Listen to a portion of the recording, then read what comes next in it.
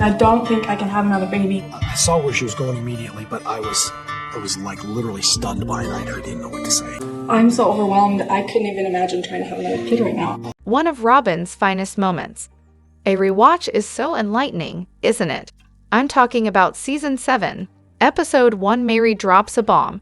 Meri, in an unexpected twist, decides she's going back to college. Kody, surprisingly, is all for it. But of course, Meri's nervous about telling Robyn because, well, Meri's Robyn's right-hand woman in the vanity project that is MSWC, Meri's shiny, wild, crafty collection, or whatever it's called. Now, according to Kody, he's keeping mum about it because Meri wants to break the news to Robyn privately. But here's the twist. Enter the emotional blackmail. If this isn't Robyn pulling the strings to manipulate her husband, while simultaneously stomping all over Meri's dreams, I don't know what is. Honestly, so obvious. Robyn barely lifted a finger to make anything happen with MSWC. She talked about the ugly jewelry line being her dream, but expected the other wives to do all the legwork. A classic grifter move, just chef's kiss. And then, the real kicker. I just hope we can get the $2.5 million investment, because then I can relax a little, and I want to have another baby. Not an exact quote, but you get the vibe? I literally just watched this episode. What? In what universe does $2.5 million make you relax? If anything, it should make you more stressed. Robyn had the world in her hands for about 2 seconds. Free advertising, a national platform, and an absurd amount of potential money at her fingertips.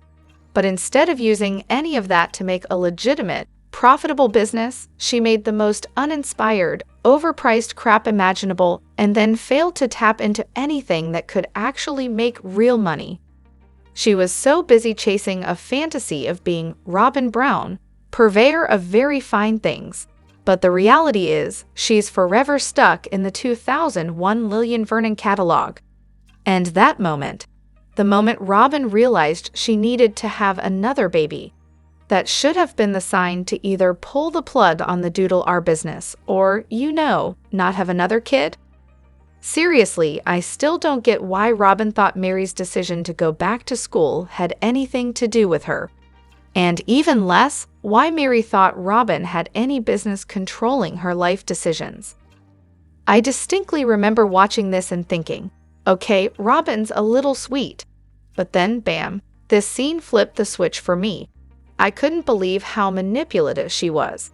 It was the most overtly toxic thing I'd ever seen, and it was clearly going to hurt Meri. Awful. Then there's the whole, overwhelmed facepalm moment. Seriously, give me a break. That's an insult to 99.9% of women in America. The absolute worst part? Robyn knew exactly how Kody felt about Meri, and that there was no chance of reconciliation, and Leon was long gone. Meri was emotionally starving, and Robyn made it all about her own desires. Meanwhile, she had a nanny and Kody was busy doting on her kids more than any of the original 13 ever could. And Kody? He didn't even know what hit him. He looked completely blindsided by Robyn's baby plans. Honestly, I don't even think he wanted another kid. I think he just didn't want the sex to stop. And that was the real thing being dangled over his head. Just so much manipulation. We've got so much to dive into today, so let's not waste any time. Let's jump straight into it. Hey everyone, what's up? It's Elena here, and welcome back to my channel reality Nexus X. Robyn's at it again, huh? In the latest episode, Meri's all teary-eyed, talking about how much she'll miss Robyn's kids, the ones she's always tried to bond with. Then, she drops the bomb. She's been reaching out to Robyn for years to see the kids, only to be met with excuses or, shocker, complete radio silence. And yet, here we are, watching Robyn play the victim. Oh, please don't leave me, Meri. Meanwhile, she won't even let her see her own kids. The nerve. If only Robyn had to actually respond to that, but we all know she'll never face any consequences for her actions. remember that one episode last season? I think it was on the extra scenes, which are, of course, only available if you jump through 100 hoops. Meri said that unless she initiates contact or the cameras are rolling, Robyn just ignores her. But of course, we have to sit through the same recycled scenes and endless couch talks before we finally get a peek at these elusive extra moments. Honestly, Robyn needs a reckoning. She wanted sister wives in name only, otherwise, she's too busy taking everything else. Robyn stealing the wives' money, Robyn stealing their time with Kody, Robyn Meri's time with her own kids. Honestly, Robyn's just one big walking con artist. And don't even get me started on TLC producers. I'm beyond frustrated with how they let Kody and Robyn skate by without any accountability. Like that moment in S19, E1 when Kody completely shut down about Maddie. I'm not going to talk about her. Really? Well, guess what, Kody? You don't get to make money off this show if you refuse to answer anything. It's honestly mind-blowing. Producers, for the love of all things reality TV, step up your game. Ask the hard questions and for once, don't accept no as an answer. This whole drama with Robyn is starting to feel like a bad sitcom at this point. Last season, remember when she had her full-on meltdown at the picnic table when the other wives had their breakup talk? She was a wreck, practically hysterical about Meri leaving. But now Meri's saying that Robyn never reaches out to her, never initiates anything.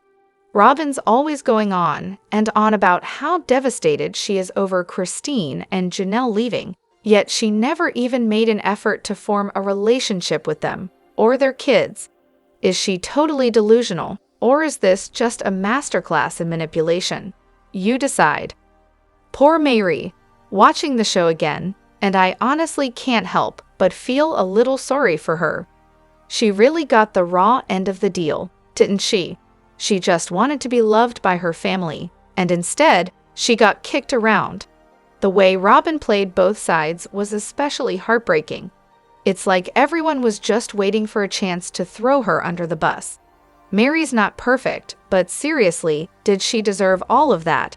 I'm glad she found someone who actually cares about her in the end. Meri was basically set up for failure. No safety net, no backup, no parachute family to fall into. She had 6 kids to deal with, all while pouring her time and energy into the larger family for decades. And what did she get? Total isolation. Sure, some of it might have been her own doing, but let's be real, a lot of it was a reaction to the constant mistreatment. People forget that Meri and Kody had been married for 20 years by the time the show started. Let that sink in. And from the get-go, Kody wasn't exactly showering her with affection, or even gifts, but we all remember the mountain of gifts for Christine, right? Kody was literally melting down Meri's wedding ring and telling Janelle that Meri was toxic. Oh, and don't forget that Janelle and Kody were planning to get married on Meri's birthday. How's that for a little family drama? Honestly, the entire family had their moments of treating everyone like garbage, but Meri, she seemed to get it the worst. She wasn't innocent, but she sure suffered the longest. People forget that when you're abused and mistreated, your reactions, your attempts to defend yourself, end up making you look like the bad guy. It's like when someone's been kicked around for so long, and then they finally snap. It's not pretty, but they've had enough. And of course, when they stand up for themselves, the abuser jumps in with, "See, it's all them." Meanwhile, what we're really seeing is the result of years of pent-up frustration. And then there's Christine, calling Meri heavy and saying she brings a bad vibe to the room. Yeah, sure, Christine. Maybe it's the guilt you're feeling for treating her like dirt. Let's not forget Meri was the one pushing for therapy, trying to get everyone to work through things, while the rest of the family threw out vague buzzwords like unsafe, without ever really explaining what that meant. And when you hear about the mean things Meri supposedly did, you're left wondering, are we talking about the same level of meanness that would melt someone's wedding ring? It's crazy to me that Janelle and Christine have so many fans, because, honestly, they treated Meri horribly but still expected her to show them respect. The whole melting the ring thing really says it all. And notice this, Meri might not be everyone's favorite, but the kids who are more level-headed, like Logan and Gwen, actually appreciate her. Funny how the ones who can't keep their stories straight and the ones who stir up trouble don't like her, huh? Makes you think. Where do I even begin with this hot mess of a situation? Let's talk about Meri closing on the B&B. This is just another shining example of the pure gold that is Sabin's manipulation and Kody's insufferable decadentness. So Janelle, the last to know, as usual, finds out from a random person on vacation that Meri has closed on the B&B. She, of course, tells Christine, and the two of them decide it's time for a family sit-down to interrogate Meri and Kody about why they didn't get the heads up. But when the meeting finally kicks off and Janelle and Christine ask, "Hey, why didn't you tell us?"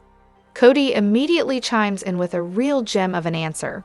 "Oh, I was supposed to tell you and forgot." Brilliant.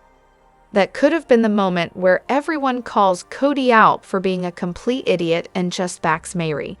But of course, Robyn has to swoop in with her signature brand of toxicity, saying, "Well, I knew, you told me, but I didn't tell you. Meri, my feelings are hurt that you didn't tell me sooner." Cue Kody's meltdown because Robyn's feelings are hurt, and Meri gets stuck on the defensive because, shocker, what Robyn just pulled was messed up. Suddenly, Meri's the bad guy. Again, the whole thing was a mess. Let's be real for a second. The whole B&B situation has been set up to make Meri look like the villain from the get-go. She goes to the family for a loan. Kody initially says yes, but then takes it back because, oh surprise, his amazing financial management leaves the family with no money to loan. Oh, and let's not forget Robyn's delightful demand that Meri put together a business plan, like she's running a startup and not just trying to keep a roof over her head. But, spoiler alert, Meri managed the finances herself, told him she didn't need to borrow the money, and that the sale was going to go through. And guess what? She was right. So why the outrage on the actual closing date? What did she owe them at that point? It wasn't their investment. The whole thing felt like a setup to generate drama. Honestly, it felt like the little red hen story. Meri plants the seeds, grows the wheat, makes the bread, and then when the bread's ready, everyone who refused to help bake it suddenly thinks they deserve a slice. Enter Kody, who shows up to take credit for Meri's work at the grand reopening of the B&B, 2 months after she closed on the place. The audacity. It was almost like he was trying to pretend that his snout wasn't just looking for another source of income that he didn't have to lift a finger for. Let's not forget how the family treated Meri like an outsider. They turned her down when she asked for a loan, demanding she submit a business plan first, which, okay, fair enough, but still sketchy. Then Kody drops the bomb that his business partner lost $20,000, so now they can't help Meri for 6 months. Great. Thanks for that, Kody. But Meri doesn't let that stop her. She works her butt off, figures it out, and buys the B&B anyway. But when she does, suddenly everyone's upset that she didn't announce it like it was their business. Seriously, they literally told her to figure it out on her own, and then got mad when she did just that. But at the grand opening, Kody's all smiles and acting all proud of Meri, like he didn't just sabotage her at every turn. You know what? At least that's one property the rest of the family can't take away from her. In the end, Meri's the one who made it happen, despite everything. So maybe she deserves a little bit of credit for being the only one in the whole mess with the guts to get it done. The rest of the family, well, they just needed a convenient scapegoat. You think Kody might be regretting marrying Robyn? Let me entertain that idea for a second. Remember what he said at the last tell-all. He claimed that for 30 years he was always looking toward the future, but now he's suddenly fixated on the past. Interesting. Add that to the pile of tension between him and Robyn, with her claiming he's in a dark place and his outbursts of anger spilling over onto the kids. And suddenly, this whole happy family act doesn't seem so convincing. Now, I'm not saying Robyn manipulated him. Okay, maybe I am. But let's face it, she knew exactly what she was doing. Her little coronavirus rules were convenient for her, keeping him all to herself while the other wives were left in the dust. She wanted his attention, she wanted more time, and of course, she didn't want to share him with his other wives. She made life easy for him, no hard work, no real parenting responsibilities, just a big all-comfy setup where he got to feel like the center of her world. But that's all he got, the center of her world. Now, let's talk about the fallout. The other wives, who supported him when he had nothing, raised his kids without a nanny and without a fancy mansion, are gone. Gone because Robyn put her needs first and Kody, ever the obedient follower, went along with it. And now, he's stuck with Robyn, realizing that she holds all the cards. Her name is on the house, she's got 2 kids he'll have to pay child support for, and she's not lifting a finger to work. What does that leave Kody? Completely under her control. No more sister wives, no more fun, just Robyn, who's got him wrapped around her little finger. And let's be real here, Kody might have been the king of his own little polygamous kingdom, but now he's just the sad, isolated guy in a corner. With no other wives to shower him with attention or fight over him, he's seeing the harsh reality. Robyn's got him, and he's not the center of anything anymore, just a pawn in her game. It's pretty obvious that he's regretting this whole setup, but he's too prideful to admit it. He's stuck in Arizona, probably wishing he could be in Utah, surrounded by other polygamist women who'd see him as a ticket out of poverty, just like Robyn did. If the show ended tomorrow and he couldn't support her in the way she's used to, I wouldn't be surprised if she pulled the plug and took half of his stuff, plus his social security. Let's face it, Kody probably regrets marrying Robyn. If she wasn't in the picture, he'd have 5 fewer kids, and the other wives would probably still be around to help him raise the ones he has. Sure, the dynamics would still be toxic, but he'd likely be in a better position, financially, emotionally, and maybe even with some decent conversations.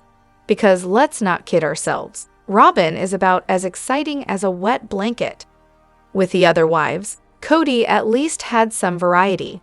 Christine had energy, Janelle could hold an intelligent conversation, and Meri wasn't a total bore. But Robyn, she's got nothing. And eventually, Kody's going to miss that if he isn't already. So yeah, I think Kody regrets this whole Robyn thing. Big time. Robyn's ability to tell a convenient version of the truth is a spectacle. Just look at her 2 very different versions of events from season 17. In episode 8, she casually tells Meri that Christine was talking about leaving Kody before they even moved to Flagstaff. Truth be told, Meri, she was talking about leaving Kody before we moved to Flagstaff, Robyn says, with that signature air of I know everything. Fast forward to episode 9, and Robyn pulls a complete 180 during the knife in the kidness conversation. When Christine explains that her kids noticed the tension between her and Kody, Robyn's reaction is, well, priceless. Christine shares, the kids were like, it looked like in Vegas that you and Dad weren't really close anymore. And Robyn's immediate response is, in Vegas? As if she's just heard the most ridiculous thing ever. Christine, unfazed, confirms, uh-huh. And then Robyn, in a move that only makes sense in her twisted reality, says, okay, that's a lie cause I remember the conversations. I remember what was going on. I remember Janelle and Kody making their relationship better than it ever had been. I remember him talking with you. I remember you guys having fun dates and hearing about that and seeing you guys' relationships. So either you guys were faking it in front of me. I don't know. So, which is it, Robyn? Were you aware that Christine had been talking about leaving for years? Or did you not have a clue about how bad their relationship was? Pick a lane. You can't have it both ways. Either you knew or you didn't. But of course, Robyn's gaslighting game is top tier. In episode 8, when she tells Meri that Christine was planning this for years, it's meant to paint Christine as some sneaky, scheming villain. Yet in episode 9, when Robyn accuses Christine of lying about their relationship in Vegas, it's meant to paint Christine as a manipulative liar who tricked everyone. Nice try, Robyn. It's clear as day you're playing both sides here. The whole porch/divorce conversation was a masterpiece of manipulation. Robyn spirals, taunts Christine with, "Will you still be my friend?" and then cues up Kody's kidney drama like it's a soap opera. Christine, to her credit, kept her composure, but I don't know how she didn't lose it in the face of all that blatant dishonesty. Seriously, I was on the edge of my seat just waiting for Christine to snap. Robyn can't keep her stories straight, and let's face it, it's all out there for us to see. The cameras have captured enough of her flip-flopping to expose her contradictions, and yet no one in the family ever called her out. It's like they're all just used to it at this point. But let's not forget the most glaring inconsistency. Kody says Christine destroyed his one home idea, which apparently destroyed the family. But Robyn was never blamed for her opposition to the idea. She even lied about how much she wanted everyone in one house. So was she just pretending to be on board for the cameras, or is she simply a master of revisionist history? It's exhausting to watch Robyn constantly move the goalposts, and it's pretty clear that behind the scenes, the manipulation and gaslighting are only magnified when the cameras aren't rolling. What we see on screen is just the tip of the iceberg. Let me know what you think in the comments. Don't forget to hit that like button and subscribe to my channel. I'll see you in the next video. Take care and much love to you all.